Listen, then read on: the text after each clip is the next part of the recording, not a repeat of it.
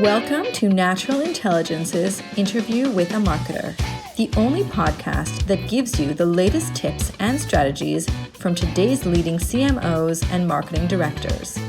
To learn more, head over to naturalint.com. That's naturalint.com. And today, say hello to Intercom's Senior Growth Marketing Manager, Graham Ó Maonaigh, interviewed by your very own Ilana Hart. Graham, I think we can dive in and get started.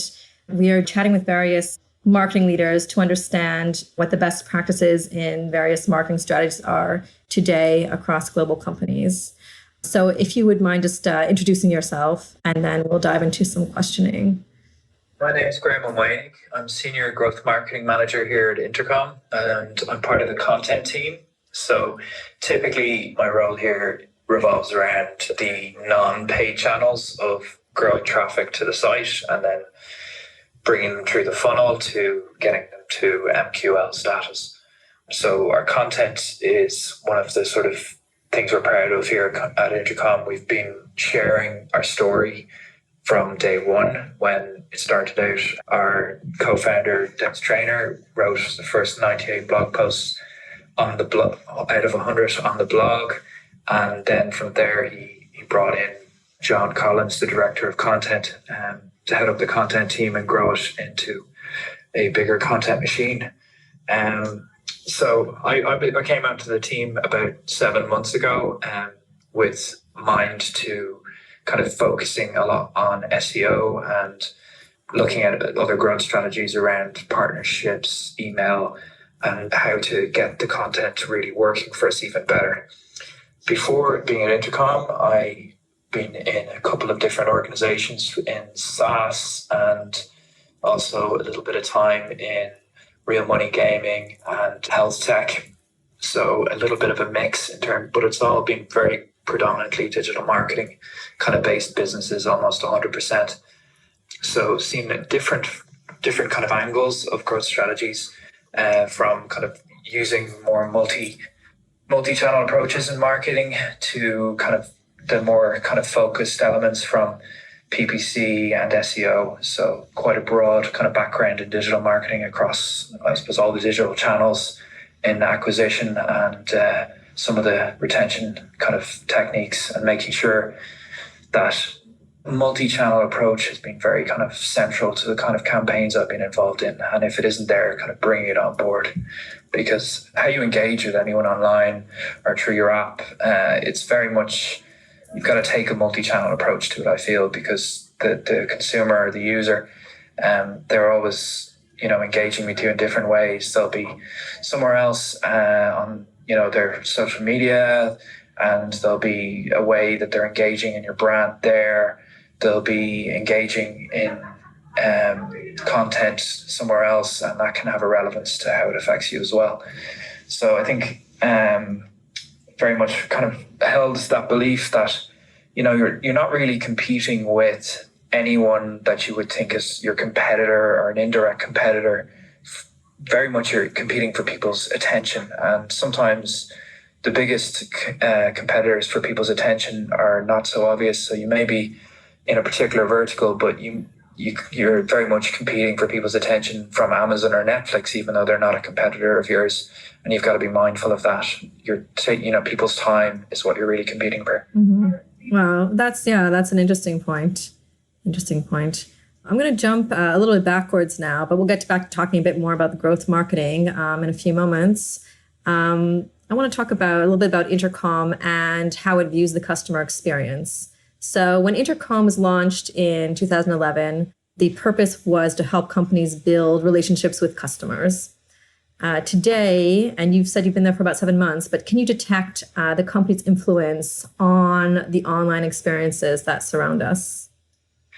Yeah, Intercom kind of very strongly kind of positioned itself at the beginning, saying that like the way businesses need to engage with their customers has to change, and it needs to be more personable, and using a business messenger for live chat and chatbots is the way to do that, and away from relying so much on email and tickets from a help desk point of view when it comes to things like customer support, because that isn't the ideal experience. It isn't the kind of natural experience that people want to engage with a company. And in kind of pre-online worlds, that's not how people engage. They didn't walk into a customer support department when they were walking in person and pull a ticket stub off the wall and get called up by number. They were very much engaged in a personable manner.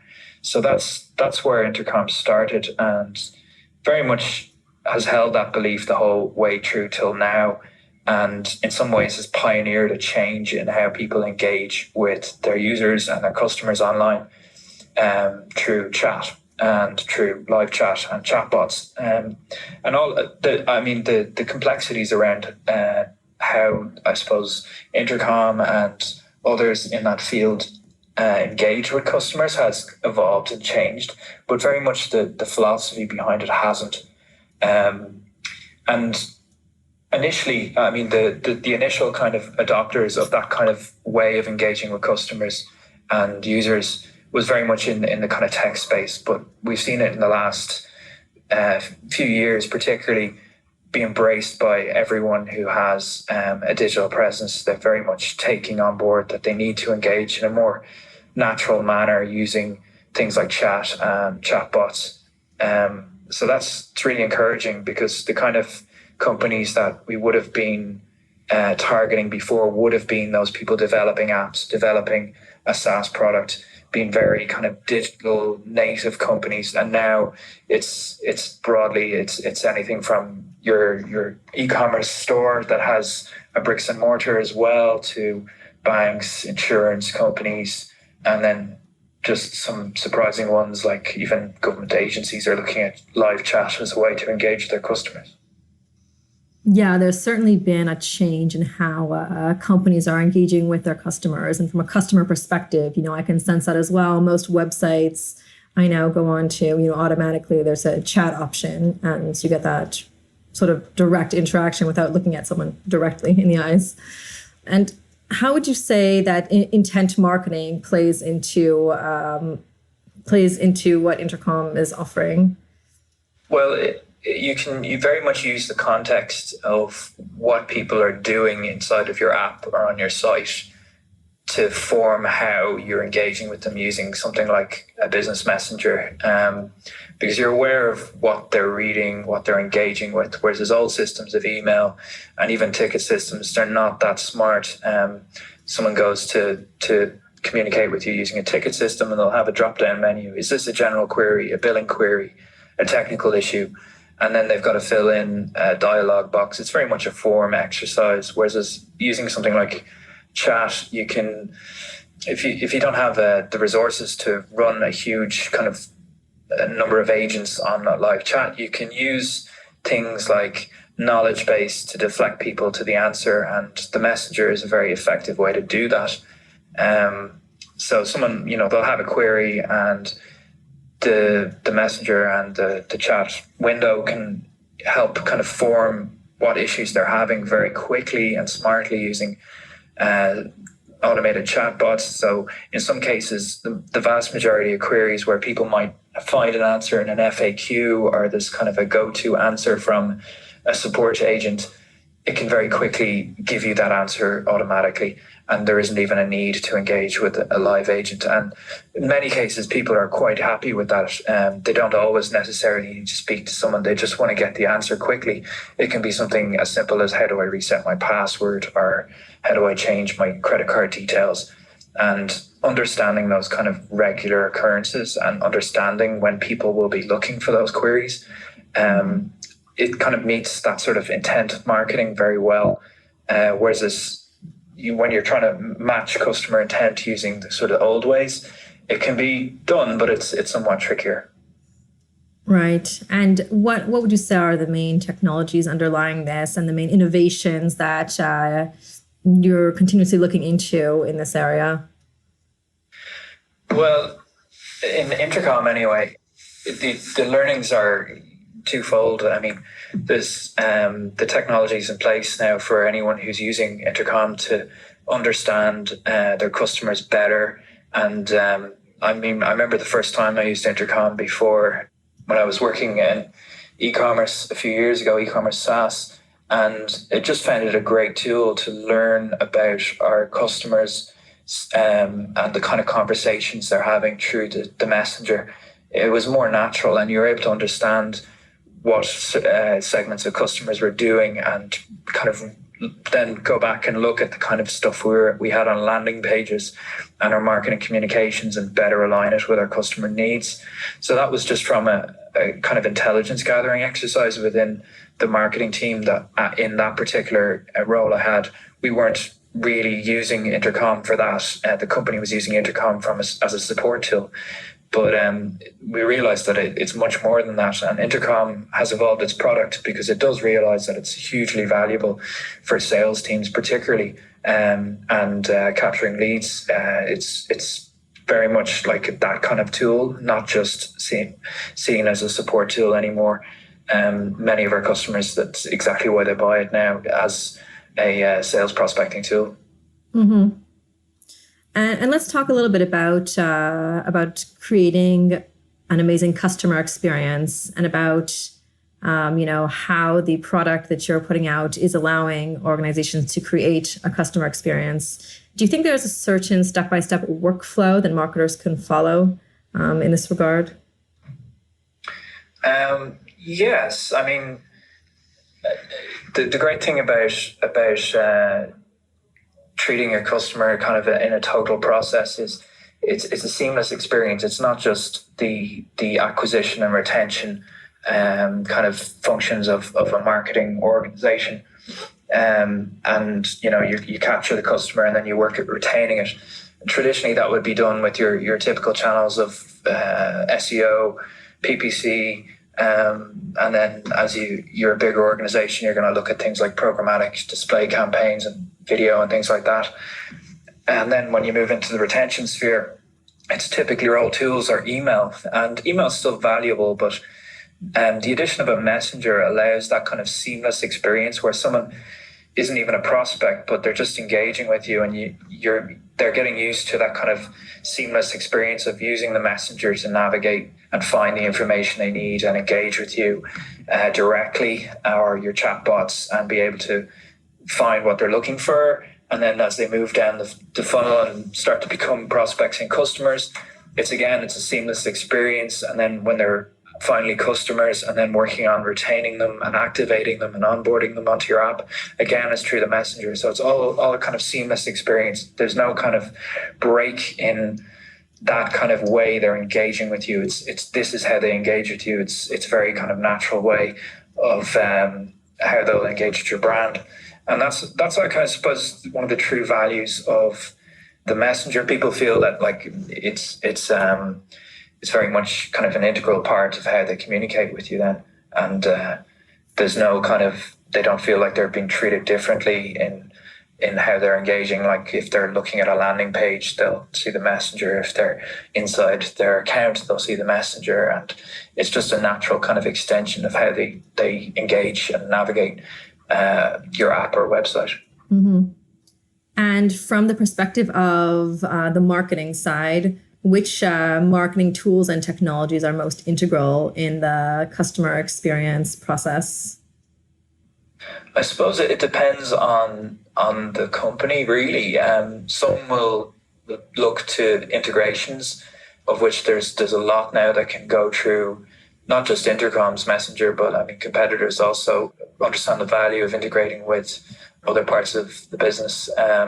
So like we have a fairly well-established ecosystem of partners now, and they develop on top of the Intercom platform, and that's a way that they can add value to their own product. And also it's another way that customers can engage. So it might be something like a survey system, or then that adds an additional layer of how they can interact. And then there's the other side of it as well, where there's the kind of background messenger apps for inside the company for your customer agents and your sales agents, and a way for them to be able to get the information they need straight there in front of them from their other business tools that they're using.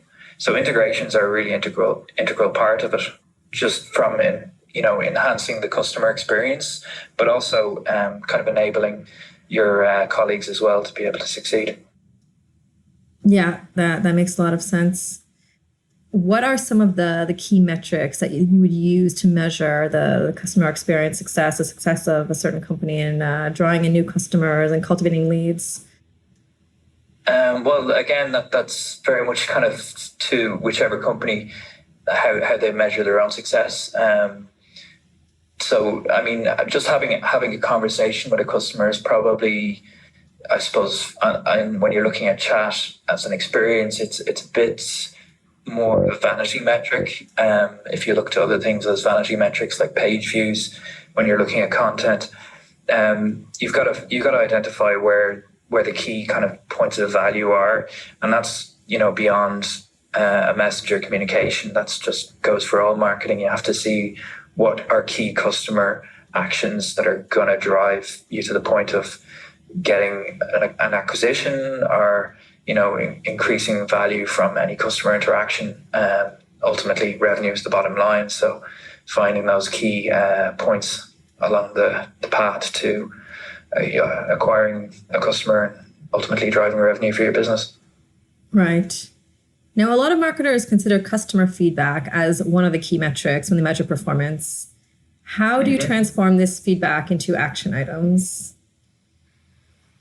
So the feedback you get, and that's something we're always kind of trying to tease out how's the best way to ask for feedback and get valuable feedback, because the very nature of customer feedback, you tend to get the extremes. You're going to get the big fans are going to give you 5 stars, rave reviews, and they're going to talk about you. And then there's the disgruntled ones that are very unhappy, and they're going to give you feedback too. And you've got to respond to feedback. You've got to address it, but you also have to give it I suppose you've got to be able to quantify it well, because the vast majority of your customers, they're not really going to give you feedback. So you've got to find a way to get feedback from them, be it just purely quantitative to see how they're engaging with you and what their activity is like, to actually engaging with them and just asking them. Because sometimes that kind of feedback is probably the most valuable, because it can be the vast majority of your customers. It can be the vast majority of your active users.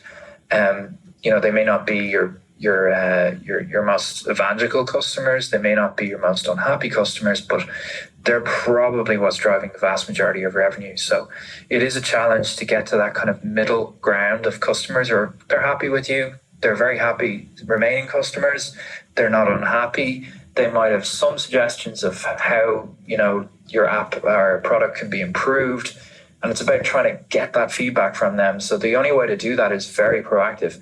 And the great thing about the messenger is it kind of allows that seamless way to come to the customers on kind of key points of them engaging with your app or product, and kind of just ask them in a very, very short manner of like, what do you think of this? And it can be a very simple kind of yes, no, maybe. It can be just a little bit of like a dialogue box for asking for some very brief feedback. Instead of throwing a big email questionnaire at them that they don't engage with. So a messenger is a useful way to kind of test those points of customer activity when you'd like to get that broader feedback from that customer in the middle that makes up the majority of your customer base. Mm-hmm. Yeah, that makes sense. Now, kind of jumping back to the beginning of our conversation, you talked about your focus on SEO and growth strategies. In the time that you've been at Intercom, is there perhaps a particular marketing success story that you've witnessed or been part of that you could share with us? The problem with SEO is everything is in small steps. There's never a giant win, and it takes months sometimes for that kind of success, and it grows slowly. There's no overnight successes. Previous to Intercom, I was more involved in the paid side of marketing, and they're a lot easier to see successes in immediately and overnight. But in terms of SEO, Intercom's a very interesting company to have joined, because from the very start, they understood the value of really good content. So normally when you're working as an SEO, you're going to look at the problems, where the company wants to rank, how that's going to be achieved, what needs to be changed in terms of the website or the app in order to rank for the key terms the businesses wants to rank for. But Intercom's interest, and then at the very end of that process, you go, now let's make great content. Intercom starts with great content. It's one of the leaders particularly in the area of product and design, and increasingly so in marketing, sales, and support content. And it's very, very strong. It ranks very fast. We publish an article and it will be crawled in hours typically by Google, and it will rank well. And then we can work from there to make sure it continues to rank well.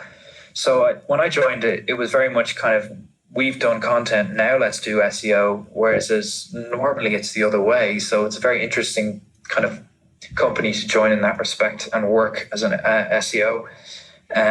So Intercom didn't do SEO content. It didn't think of the algorithm as much. It was kind of, this is what we think about a topic and we're going to write about it. And this is our opinion. And having a strong opinion is a very important thing for our content and that we put out, because there's no point in just putting out the same as everyone else. We need to tell how we see it and how we do it. And that's what we want to share. So, I mean, the challenges in SEO from an Intercom point of view is Intercom ranks really, really well. It's got a very strong opinion on a variety of topics in the use cases for Intercom, as well as the teams within Intercom on how it approaches engineering problems and product and design problems. So it's a case of just making sure that we have our content correctly positioned, that we have the right search intent. This is an interesting point, because I know that national intelligence, you're really strong on understanding search intent, and that's a central part of what we're doing at the moment in Intercom, is making sure that when we're putting out content that we have an idea and an understanding of, well, what search intent is this addressing, and can it better address search intent? So previously it would have been looking around search queries and going, well, this article is related to this search query, but now we're going that step further and we're making sure we have an understanding of, well, actually the intent around this article, is it being matched by the content? So we do obviously look a little bit deeper than just keyword analysis. We do try and understand where a particular piece of content fits in the ecosystem of meeting search intent. So that's kind of the elements of how our SEO and our content strategy is changing. And in the last few months as well, we've kind of launched a new strategy to go up market as a company. When Intercom started out, it very much addressed the startup and startup SaaS space. But now we see the value in looking more to MME market and going up to the mid and the enterprise market customers, while still serving the startup space.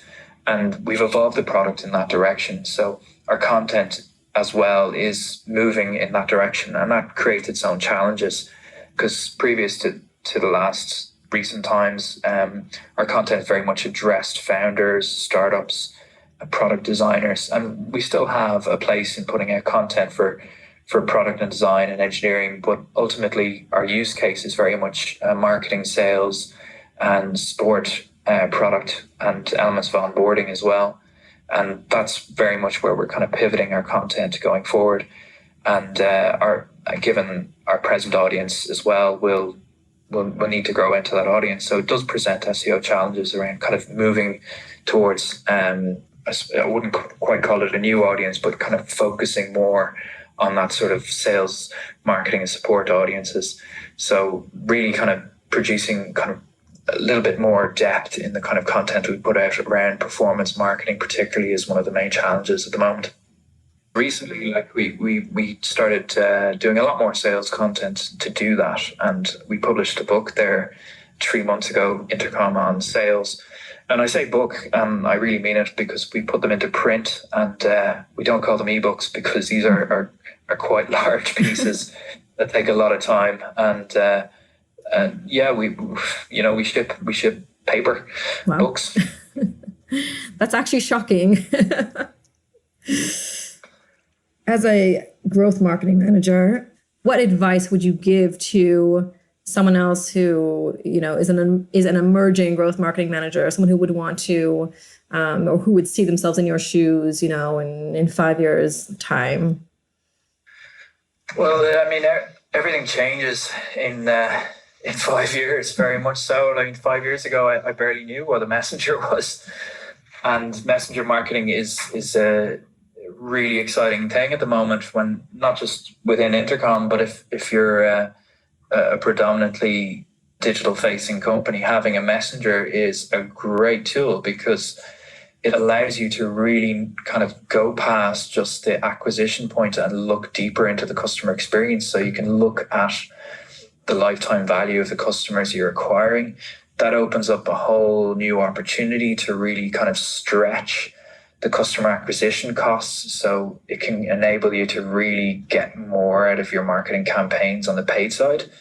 And then looking at growth marketing in general, you really do need to look beyond a given channel. So some organizations may have a siloed nature within their marketing organization. Someone might be a PPC growth marketer, another might be a social media growth marketer, paid or unpaid. And even if they're in a position that is somewhat siloed, I think it's quite important to be cognizant of how the channels interplay between each other. And taking that multi-channel approach is vital because the customer or the user is not just coming to you through one channel. They may, I suppose, they may consciously think they are, but they're ultimately engaging with your brand in so many other ways that you need to be aware of that. What kind of brand campaigns are you running? You might be more on the demand gen side, but the brand level is important to consider as well. What kind of media attention is your company getting? How does that impact your campaigns? Understanding all of the different parts that play in terms of their success on that one channel if you're a junior, and having a kind of eye to other people's work and how other people's actions can interplay into how your campaign is performing is really important. It is a complex area, but I think the most important things are to really kind of have an open mind and test. You need to be able to see how many levers you do have control over so that you can really start to really control your campaign and know that if we're going to change these attributes of the campaign, it's going to have this impact. And the more testing that takes place as part of your campaigns, the more you can tick off even failures and go, well, this didn't work. Then you'll know really how you can kind of ramp up any given campaign at a time. And that does involve testing new channels to customers. It does involve seeing how you can kind of put more energy behind certain campaigns as well. Yes, I think, sorry, go ahead. Philosophical, maybe. Not very kind of hands-on. Content is an interesting one. It's always been really important, and it's actually a really hard thing to get right because some people come to content going, we need to do more content, and that's not really the case. And then there's, a content team and a content marketer. In Intercom, we very much believe that everyone is a part to play in the content we put out. And as a content team, we are essentially a team of editors. We get our content from the whole company. Like, everyone writes for the blog. Absolutely everyone in the company writes from the blog. People on the support team, the engineering teams, design teams, the sales teams, marketing, everyone writes for the blog. So we're getting content from all arms of the company, from all across all of our offices. And the job of the content team is to put that together and help formulate it. And that gives a kind of, I suppose, a 360-degree view, or, the Intercom view of the world, what we think about the industry, how we build our product, even things as small as how people cope with the challenges of prioritization within the team they're in, or the project they're on. Like, some of our top articles on our blog are actually about that kind of thing, like how to prioritize your projects and things like that, are some of our top trafficked blog posts. So, giving that kind of total insight is really valuable, and not just relying on, say, marketing to put out content. I think that is a critical part, because that forms the basis of everything you're going to talk about, and it can help reinforce your brand messaging on those kind of brand-based campaigns as well. Yeah, I think that absolutely makes sense. And also, hats off to really getting everyone on board to provide content. That's not an easy task to do. Well, I can't claim responsibility for that. It belongs to precedes me. The content team here in Intercom is a very, very strong content team. It's a real pleasure to work with them. If we're talking about looking forward into the future a little bit and about digital marketing, what digital marketing trends do you think will dominate in the next few years? I'm not going to say voice. I think that's overhyped to begin with. I think, how people interact with their devices, I think, will impact in how we carry out our campaigns. I think contextual marketing will become more successful in how people use it and target with it. I think voice, it's not going to, really, that was all the rage the last 2 years. Voice marketing and voice search is going to change everything. I would say maybe in the next 5 years, particularly in the last 2 weeks with the Google BERT update, it finally looks like they have the power now to understand contextuality in speech. And there's not a lot of writing out there on helping people understand what that update really means.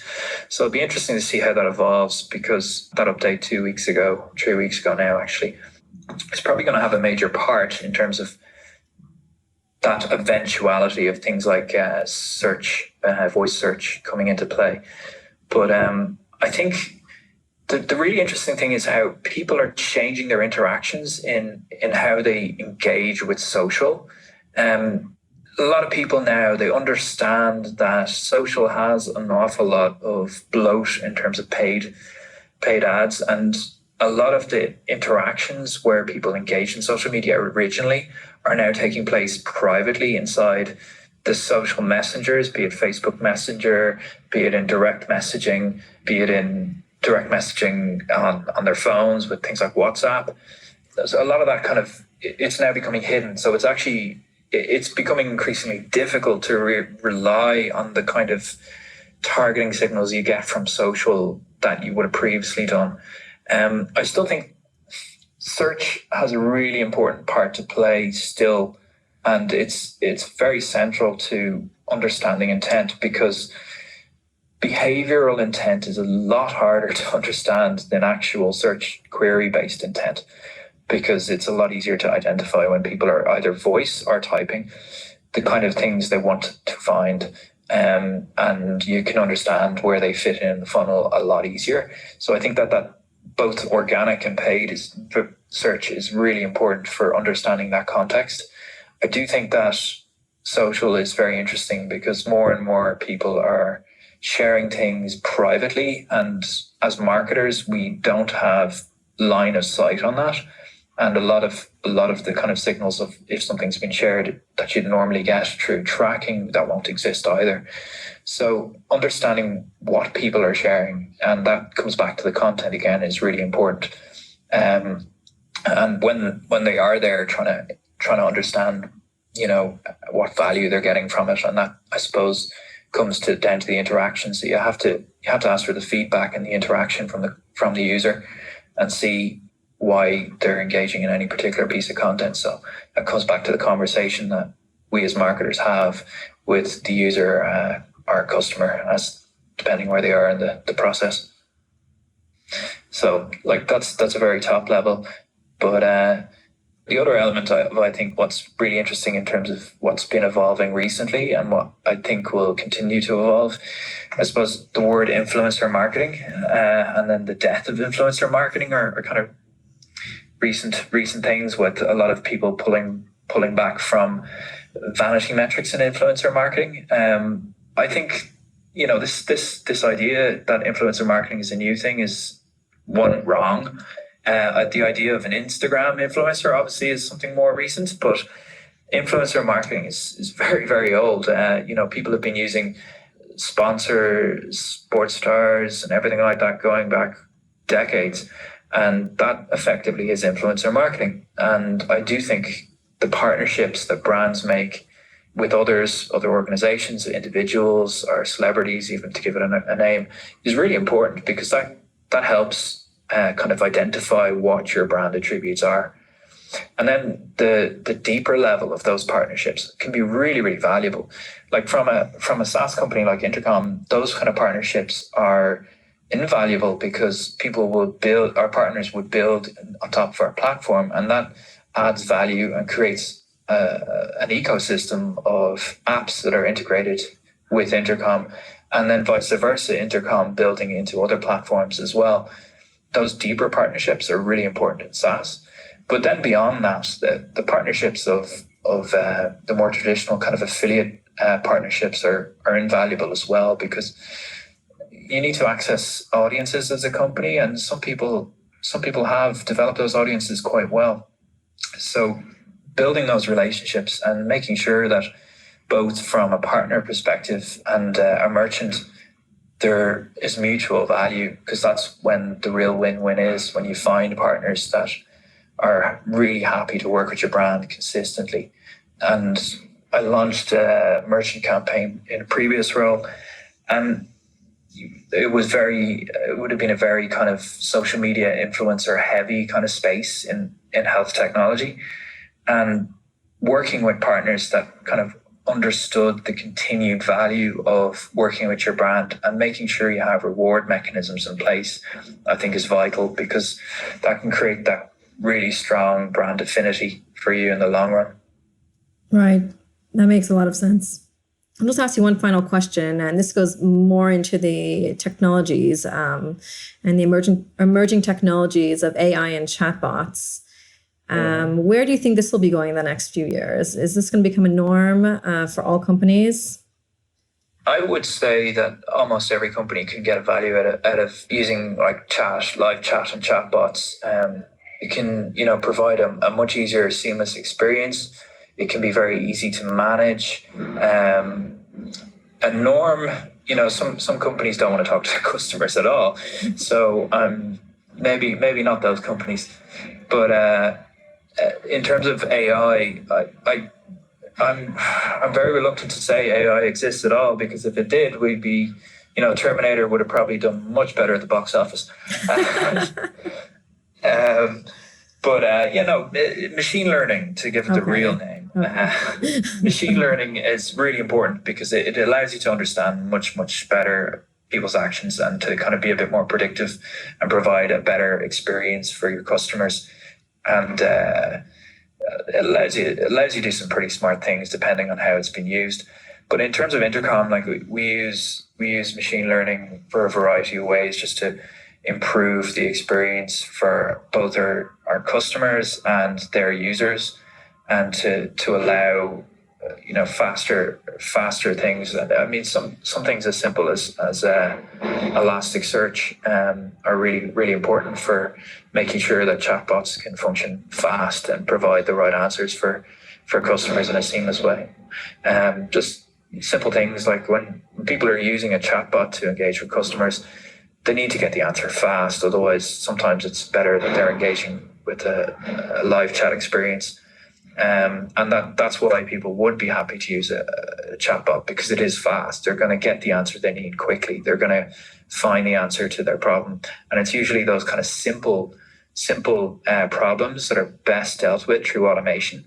And then the more complex or nuanced a problem, that's where you can have your live chat agent come in. And that's the great thing about messengers and chat, is it allows that kind of seamless switching between automation and live agent experience that you don't obviously get from email, which is asynchronous, and you don't get it from a ticket, which is, I suppose, a walled asynchronous experience. Yes, definitely. So I think that pretty much concludes my line of questioning for today. If you have anything else that you wanted to add in, you can feel free. Well, just really excited to see you guys with really kind of double down on coming out with a lot more insight and content lately, and I've really enjoyed engaging with it. I know natural intelligence has been a strong advocate of search intent over the years, and I've seen you guys really ace that game in terms of answering search intent and understanding it. And it's a challenge for everyone to get right, and I'm always enjoyed reading your insights on it. Well, thank you so much. That's really wonderful to hear. And thank you very much for taking the time to speak with us today. It's been a pleasure speaking with you. Thanks very much. Have a good day. Okay, you too.